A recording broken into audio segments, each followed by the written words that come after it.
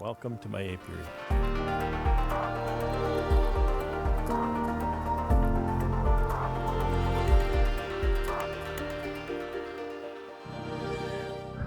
Well, I didn't do too good here today. I've been having trouble with the vaporizers, and I'm sure glad I'm finding out that they're being trouble now, because it's not critical that I treat these bees now. In another couple of weeks it will be. So I managed to get that whole row treated, and I don't know, maybe 6 or 8 on this row. So that's like 30. So that's pretty good. That's pretty good.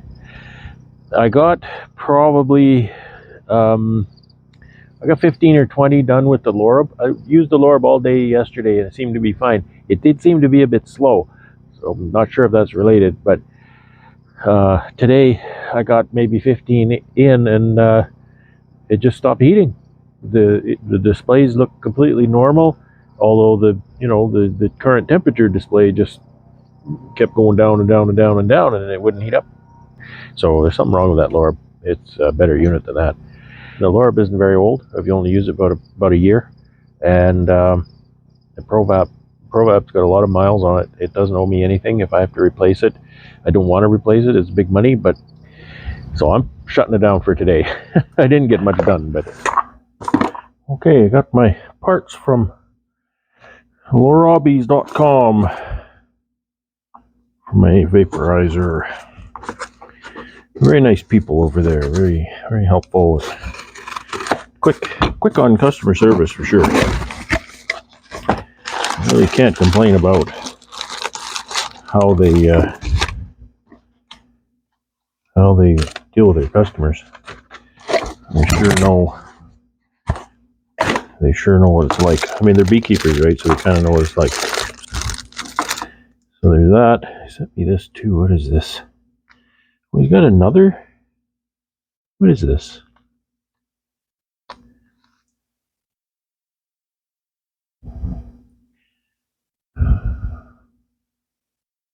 This looks like the washer that goes under the bowl.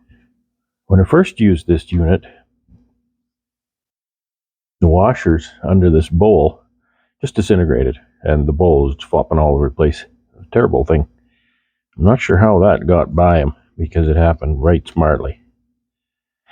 I contacted him, and he said, yeah, that was bad material, and he overnighted parts to me to fix it. Now, that can't be overstated.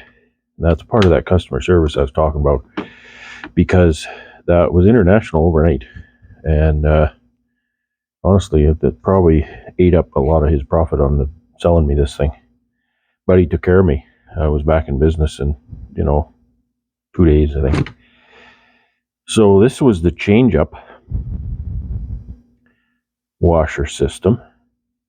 I've actually added a couple of stainless steel washers in there to make it even better, in my opinion.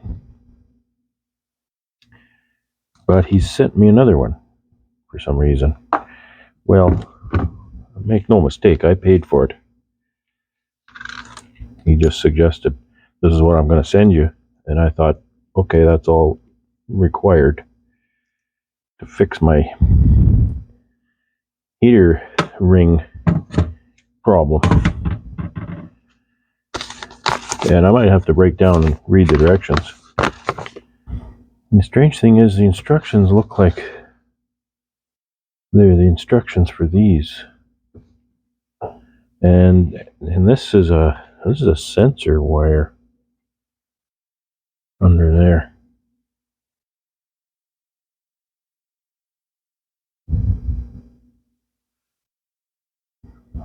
I'm thoroughly confused.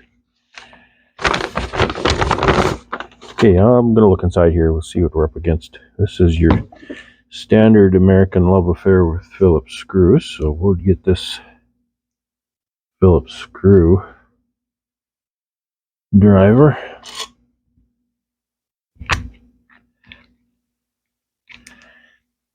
And if you don't understand that reference, it means you don't know anything about Robertson screws.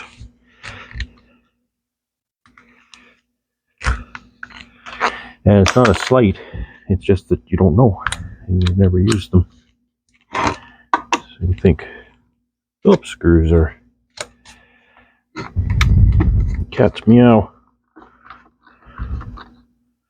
Nothing worse than a Phillips screw is a flathead screw, in my opinion.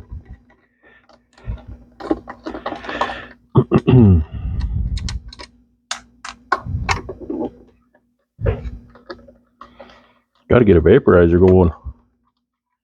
I hope the ProVap works. I'm sure it'll work, but how long will it work before it leaks again is the question.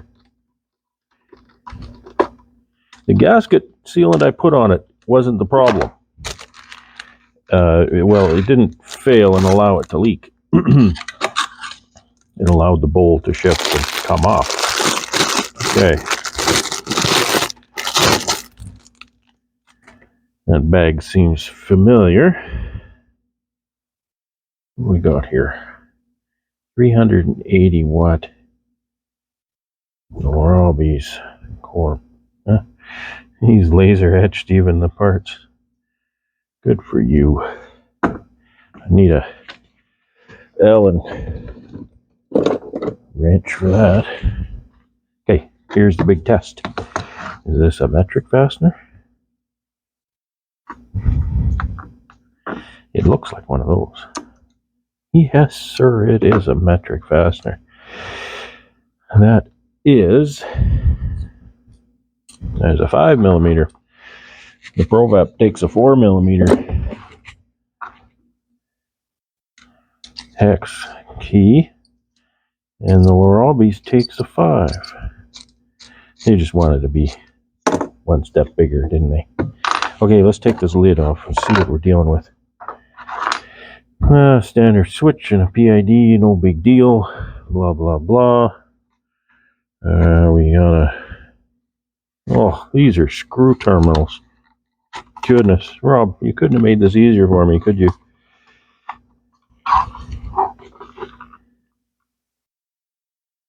They're tiny Phillips screws, so we'll get the smaller of the Phillips. Oh, I need that part.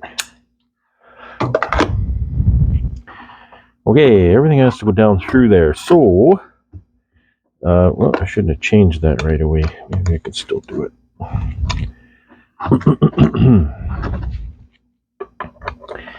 The wires are kind of sandwiched between the aluminum base, I think that's aluminum, and the plastic enclosure.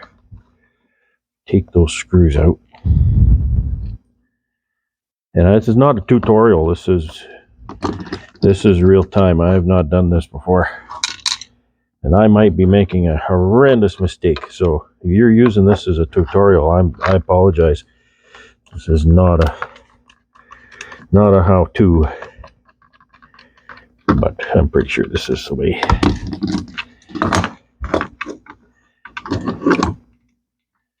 Alright.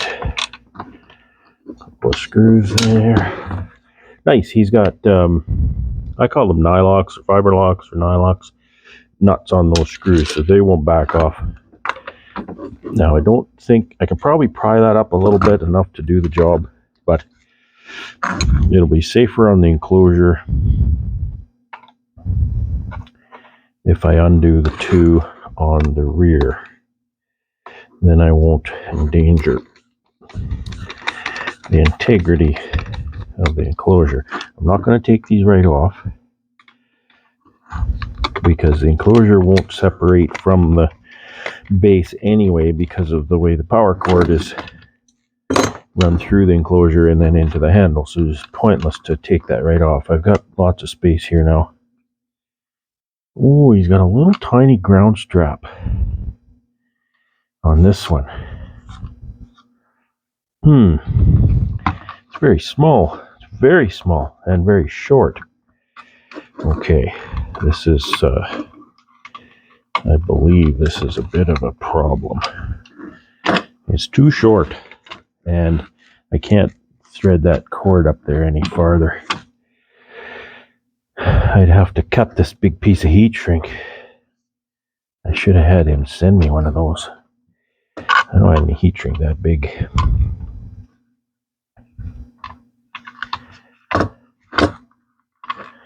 Okay, I've got two wires to that heating element.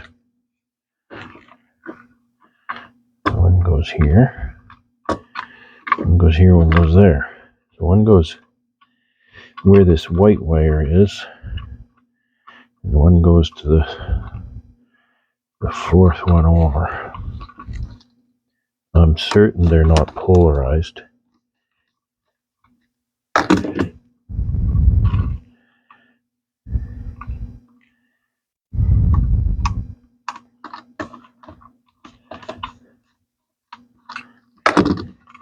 I can't quite see those screws.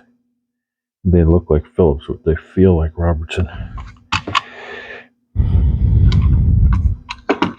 So I think I can take this band off without taking the bowl off. I think I've had that bowl off at a previous time.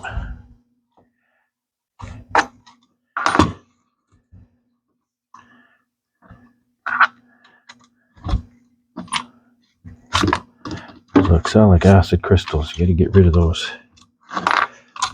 Okay, so that's just a retainer band, really. This is the heater band. Pull the wires. This better be the problem. That oxalic acid dust then makes you cough. So this heater band, I don't know if it's a function of that it's a higher wattage. This ProVap, it's a 250 watt. Mine is an early one, so it's less wattage. It's a lower wattage than what they're selling today. That's 250 watt. That heater band, I can stretch that with one hand. This Skookum unit is that's what it said on there. More. It says on here. 380 watts, so it's 130 watts more than the ProVap.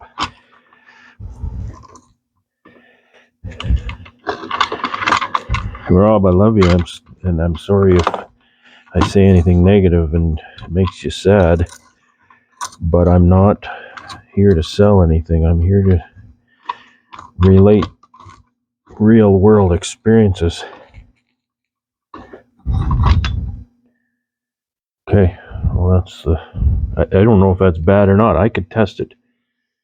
I could test the resistance of that. I don't know what it should be. I've got one here, so maybe I do know what it should be. Do I want to bother? I was trying to make this multimeter work and the battery's dead, and I thought, well, how come it's dead? I was just using it.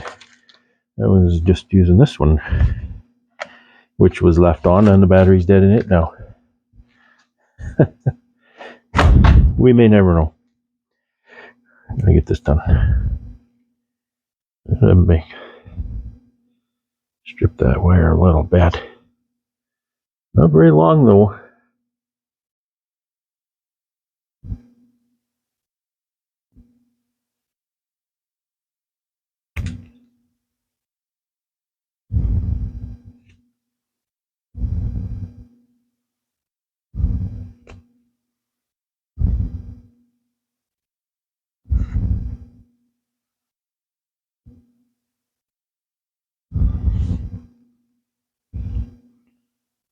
Quite the wires. Got an outer woven sheath, and then inner polymer of some kind.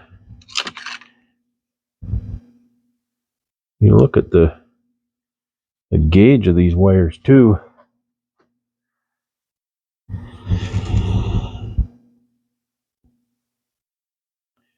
don't think my camera will focus that close. They're very small. They're definitely very small. These are little conductors. Here's a trick I learned years ago. you're trying to separate the insulation from the conductors, the insulation has a, I don't know if you call it memory, but a conductor will, if you bend it, it'll stay bent. And then it'll separate itself from the insulator, which if you bend it, it won't stay bent.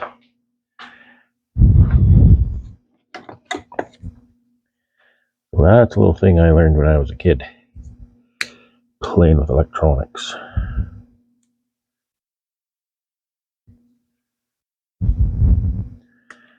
Oh, I've got those nicely trimmed. Twist them a little. I don't think he tinned those others, did he? No. They're not even twisted. I always just twist them kind of almost by habit. I think I'm going to undo this whole thing just like the other. I should use the old one and keep the new one nice and shiny. Oh well.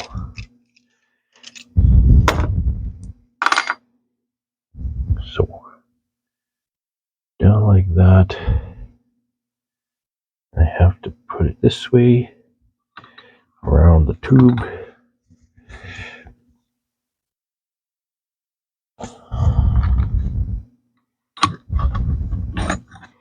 Turn it around to the back.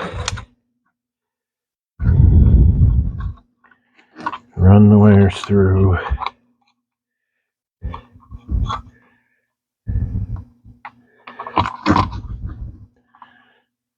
If you needed to go up through like that, then bend it in a shape like that.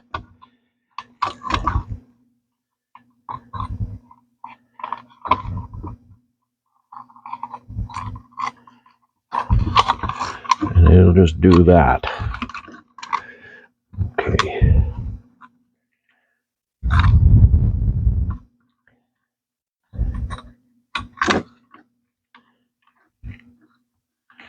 I'm going to leave that off until I get this all nailed down, because those wires, if I tighten this up and then I push this down, it could stress those wires.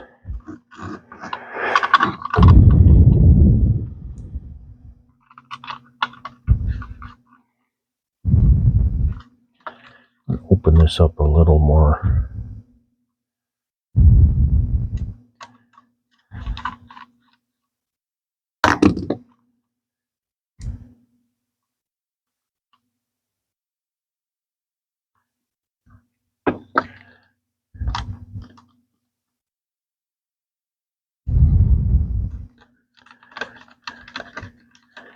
And you're saying, well, how do you know which wire goes which side?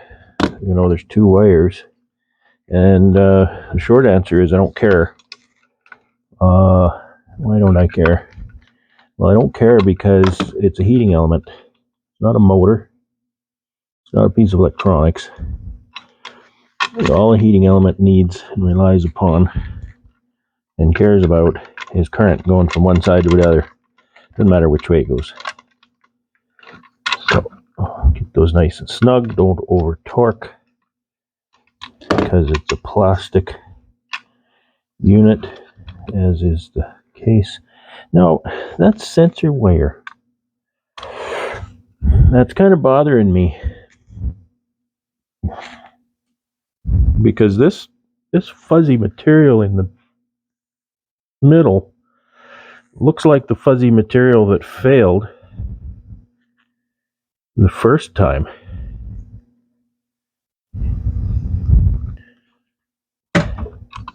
Oh, I don't like that ground wire. It's not long enough, first of all. It's stretched really tight from there to there. And it's not stripped back far enough to make a reliable loop around that screw. So I'm not impressed with that part at all. There's no reason for that at all. What I can do, though, to make up for that manufacturing deficiency to give myself enough length is I will indeed remove this enclosure completely, thereby shifting the enclosure and all toward that screw a little bit, giving me enough. That screw is right under the cord too. Well, that's convenient. Come on. Now I can't get it out of the hole. So I can't move it toward there. Son of a gun. Alright. Oh boy, oh boy, oh boy. What I need to do is I need to pivot the whole enclosure on that screw, because I need to move the enclosure toward it, put that screw in.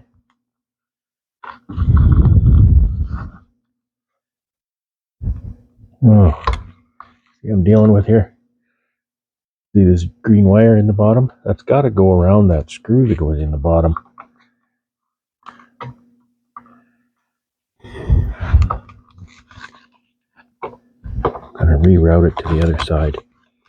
That might give me a few millimeters more length on the wire, since it's going. There's a fairly good size slot in here, so instead of going across that slot, it's just going to curve the other way. So that'll give me probably 3/8 of an inch more wire, which will be enough.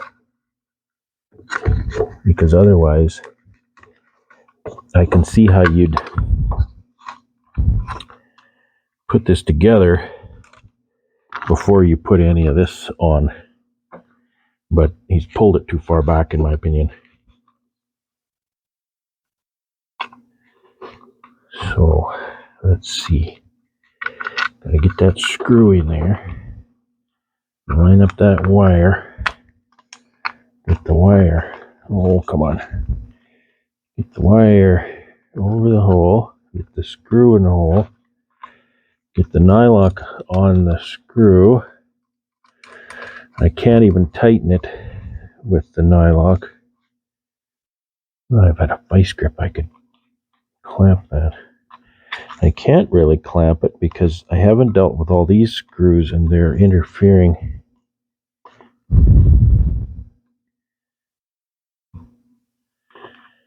Oh, no, that's not what's happening. Here's what he's done. He has thwarted my efforts to rethink. Oh no. Oh yeah. See, he's cut a piece of this enclosure out here for the screw to come over. Otherwise, this bottoms out in it. Boo. Okay. Try this again. Go the original direction this time.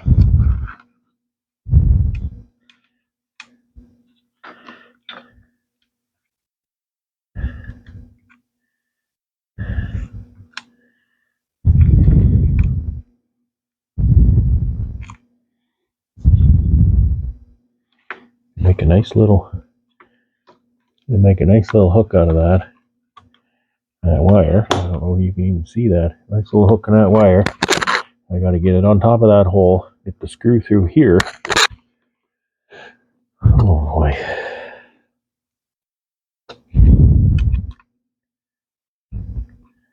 I could put a terminal on that and give me a little bit more wire. Okay, so that goes down tighter on there now. Sorry I can't show you a lot of this. It's so compact. Very difficult. Now, I have a problem. I've run out of fingers. So, we're going to get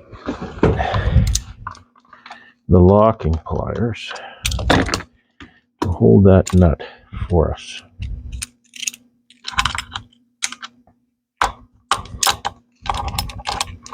I'm going to buy locking pliers.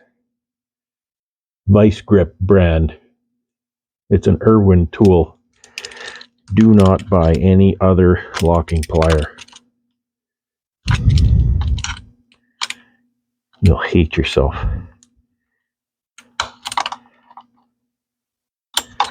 You can buy another brand if you want, but I've told you, if you've been told, buy Irwin vice grips. Okay, that's locked on there, but not super duper tight. So now I can hold the enclosure. That'll hold the nut, and I can tighten that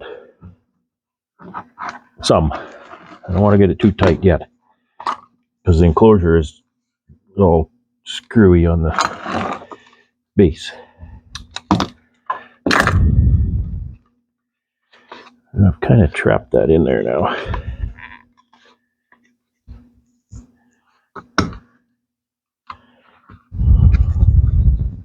Yeah, what I told you I didn't want to do before, I've just done it. Loosen that a little bit. I've got to get this up in here, sorta, and tighten it again.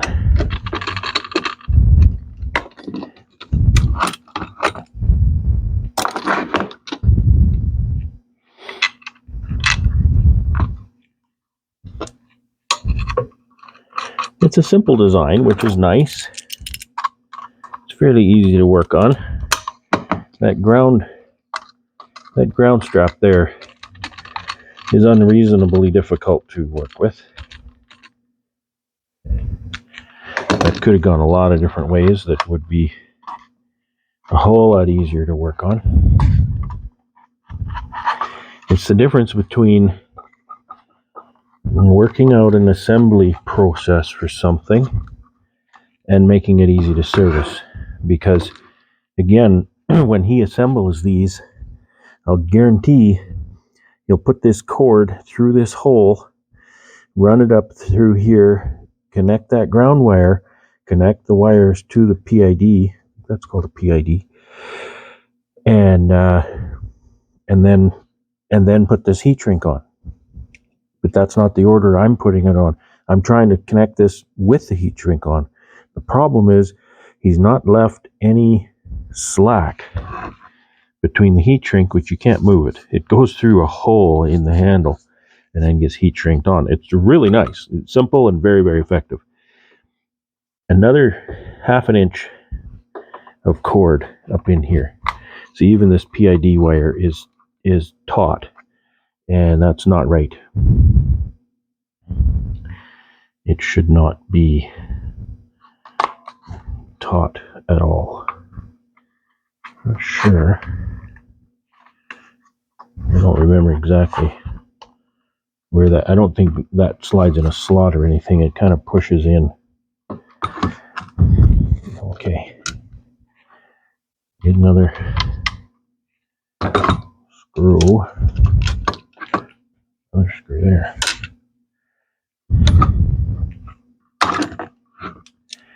So anyway, that's a small thing. Doesn't affect the performance at all. It might though. Tight wires break, so that's a potential problem.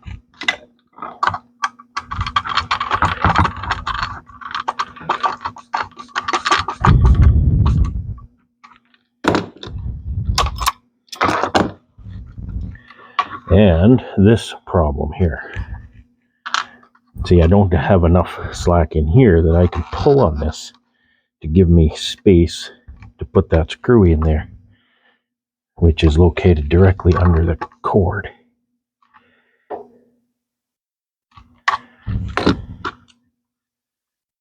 Take that out again.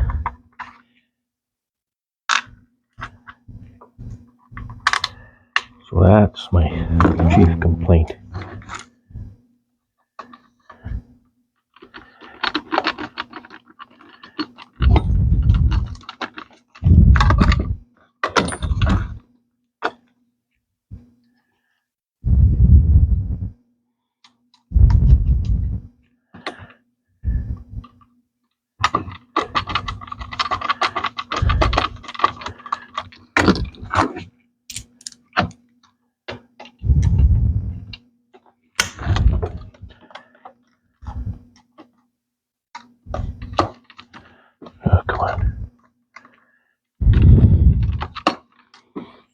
Can't even get the screwdriver on it.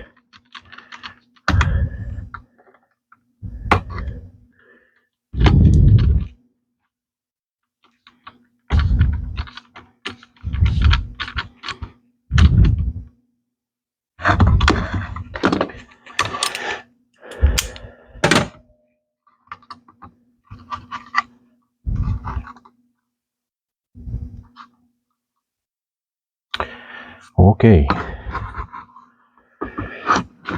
put this back on.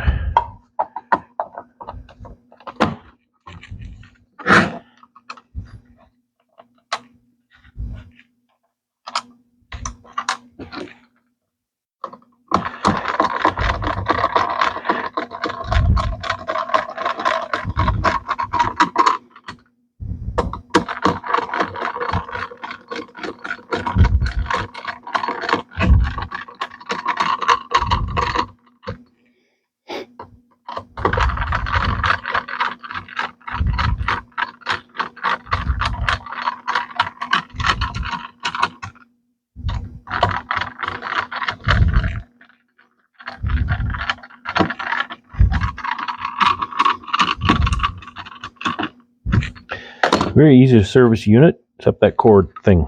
That makes things way harder than they need to be.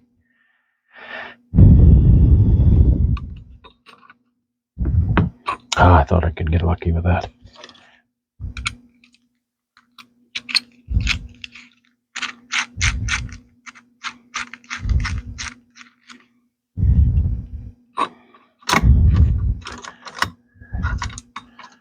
Okay.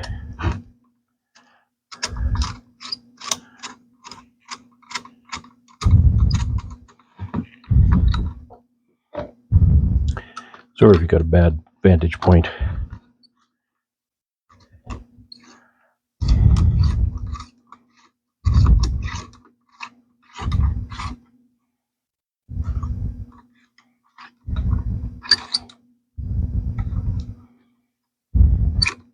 The tube is bent quite a bit.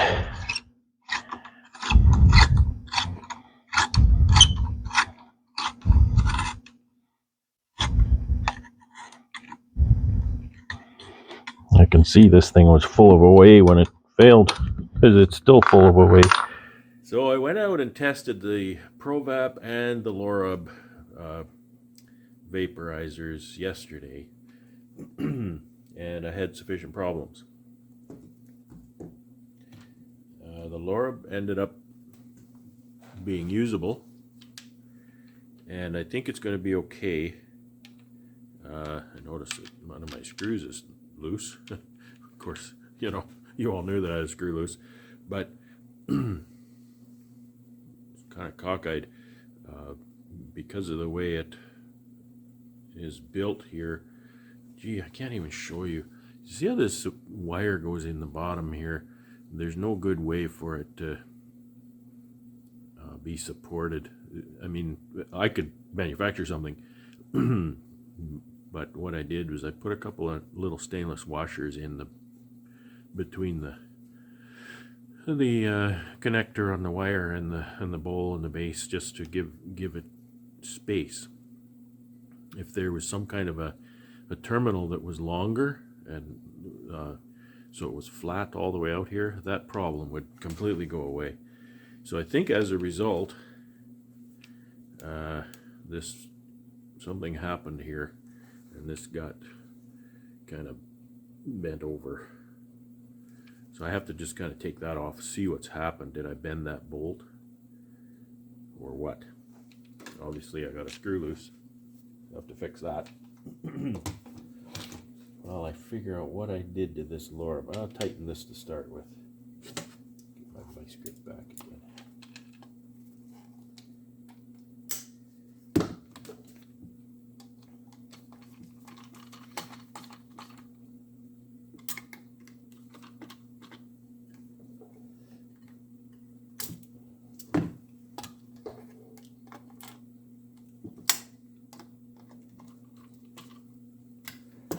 Putting the switch on this it's kind of a nice addition.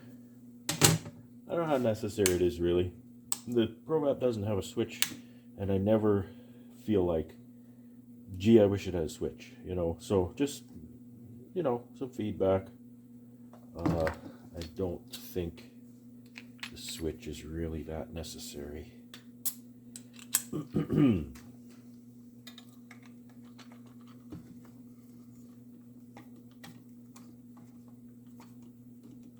So I could feel that fastener is not, it's not bent. Comes out of there just fine. Let's see what I did. And this repair, this is likely due to my messing with it. But my messing with it is necessitated by, in my opinion, the goofy nature of the way this is built. He had this washer on here to take into account that wire, and that's fine, but it didn't hold up either. Just kind of turned to crap as well. So we'll just see. Got my little tiny,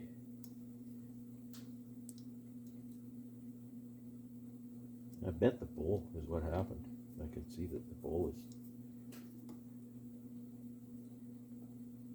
is kind of bent. Oh dear.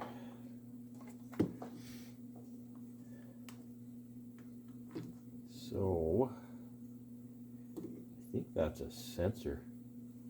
I don't know.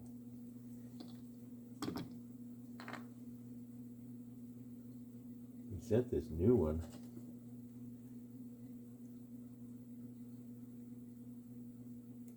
And I don't really get this either, because there's a black and a red wire coming out of here, but there's only one thing connecting to here. So what's that? No, I don't get it. I don't know why I would want that. Because that's a lot like the original, which just disintegrates. It's a very poor design, that.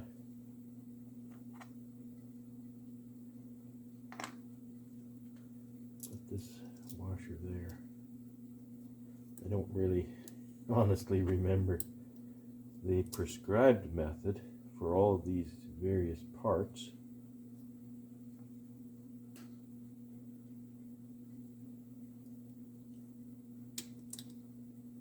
Apologies to Rob. I mean, I'm probably having more problems than I need to have, because I've monkeyed with it so much I don't remember how it's supposed to go together.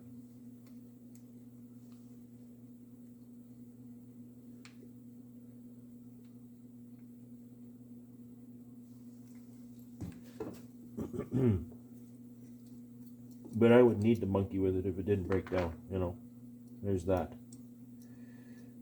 And I'd rather be out there treating my bees than in here fixing vaporizers, to be very honest with you.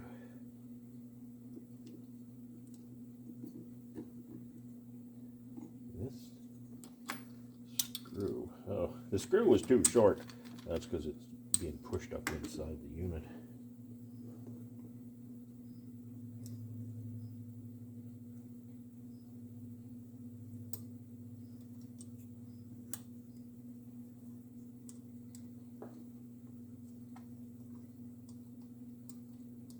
Got a lot of fiber washers on this.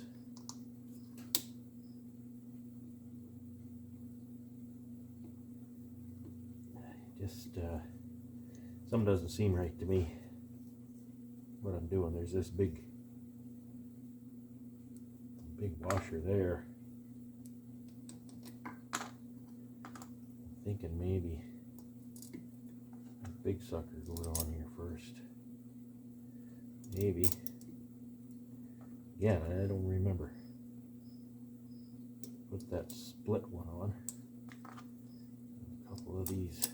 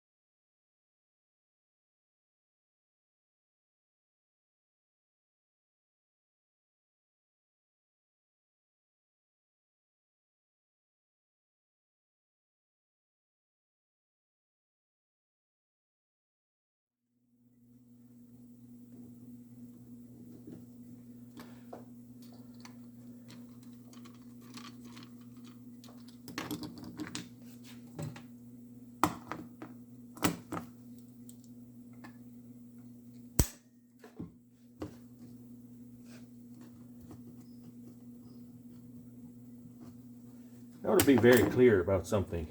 You know, I never, I don't want to hurt anybody's feelings over anything like this. I'll give you an example. I've worked in many different industries, and a fairly common thing for people to say or to voice is if they see something done a certain way and they don't understand it, or they think that maybe that is not the best way to do it, a lot of times they turn it into a personal thing. They'll say something like, well, what kind of an idiot built this? And I want to make it very clear that that kind of talk has nothing to do with anything I'm doing here with either of these units. Okay? I know building things, you know, for Rob to build this and put it out on the market, the guy's taking a huge risk. And he has shown me a great level of support when I've needed service, when I've needed parts, when I've needed help with it. And I don't want anybody to take any of my comments and misconstrue them as me personally attacking Rob. That is, you know, Rob and Lori are top-notch individuals. Their customer service level is second to none. I think they produce a very good product. I think there are some shortcomings. I'm not an engineer. I can't give a lot of advice on how things should be made better, because I haven't gone through all of the trials and tests and iterations of product to make this thing work. I have not. So for me to stand on a soapbox and say that there's something wrong with the way Rob's thinking about things, that's wrong, and that is not what I'm doing. What I'm doing with my comments is I'm trying to help you make your decision where you want to spend your money. I was going to say spend your $500 because that's what it cost me, but you know, I'm not even in the same country that he builds them, so we're talking different currencies and everything. But I just want to make that clear, especially if Rob watches any of these videos, which, you know, you may or may not. None of this is meant to be disparaging to him personally at all. One of my problems is these things rotate a little too easily, and I have to get that really tight. I think a more positive connection between the bowl and the frame, something is not just one point like that, maybe two, you know, whatever, or some kind of a molded thing or whatever. I know that adds complexity, but I'm just saying, when that rotates, that causes a lot of problems. So I'm pretty confident in this now. One of my difficulties is that the tube, the out diameter and the inside diameter of the tube on each unit is different size. This one is quite a bit smaller than the ProVap, so when it comes to something to clean it out, I need two different size things. One thing on this unit I really like is this little foot here.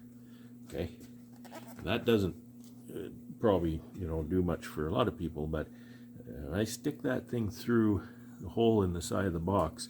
It sits there like that very nicely, whereas the ProVap,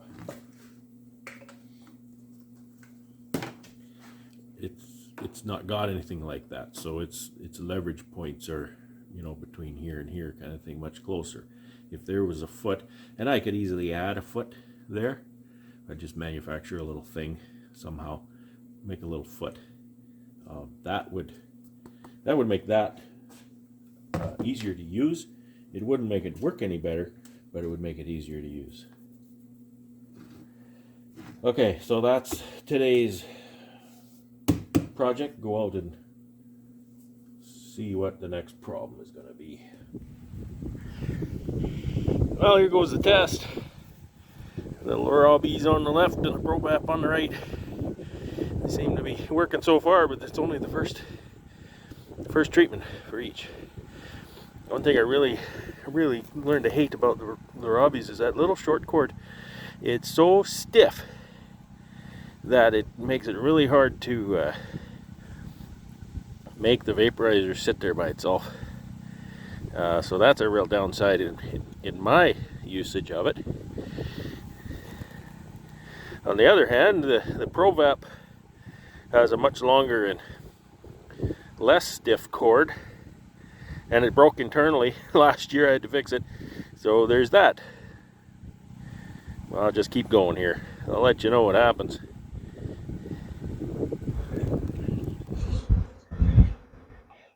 Well, I got all the nukes treated today. Of course, yesterday I treated all of the singles. And you know, I'm pretty disappointed right now because this guy has broke down again. We've got maybe, I don't know, less than 100 treatment cycles on a brand new heater ring that cost me 75 bucks, and it doesn't heat again. It just it was doing good. It was actually going really fast. It was really working really well, and then it wasn't heating on one of the hives. It just quit. The temperature just went down and down and down, and it wouldn't heat up.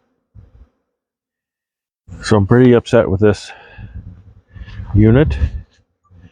I'm upset that it's let me down. It's let me down for a third time in the middle of my busy treatment season. I have days, I have hours sometimes left to treat my bees before winter. Winter comes on fast and strong here. And you know, you might have today to treat your bees and you're not going to have tomorrow. It's going to be too cold. It's going to be, you know, something where the bees are going to have to go in the building for the winter. So having tools and equipment that are reliable is vital. So I'll email Rob again on it. I don't know what he's going to say, but yeah, I'll let you know what he says. He's really good at customer service. I really expect him to say something that I want to hear, but I don't know what he can say. That's a brand new heating element. I'll definitely be buying another ProVap for next season, because although I've had some trouble, I had a little leaking issue, and that's because I kind of misused it with the way I bent the tube and tried to repair it and everything like that. So I put that new bowl on it today, and it worked beautifully. It was fast. It was, well, I wouldn't say it was really fast, but it's a pretty low wattage unit. It's 250 watts, which I know the new ones are higher wattage. So I'll be buying a new ProVap soon, and it'll be interesting to see how fast it is. If it's any faster than the 250 watt by a reasonable margin. It'd be interesting to see. Okay, so that's around, I don't know, that's round 2, I think, of OAV. It's Friday, and I'm hoping, weather permitting, I can start another round on Monday. That's 4 days. That's kind of minimum interval, I feel. So I'll try to get that started on Monday, and I'll let you know what happens to that Laura unit. I'm tempted to rip out Monday morning to the bee supply and get another ProVap, because treating these one at a time is really, really slow. I need to get 2 units on these. I am standing around most of the time, and it's really frustrating. So we'll see. I might just do that, run out Monday morning and get a new ProVap from my bee supply guy.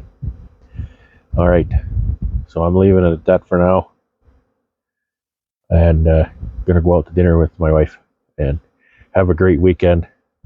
Have fun. Thanks for watching.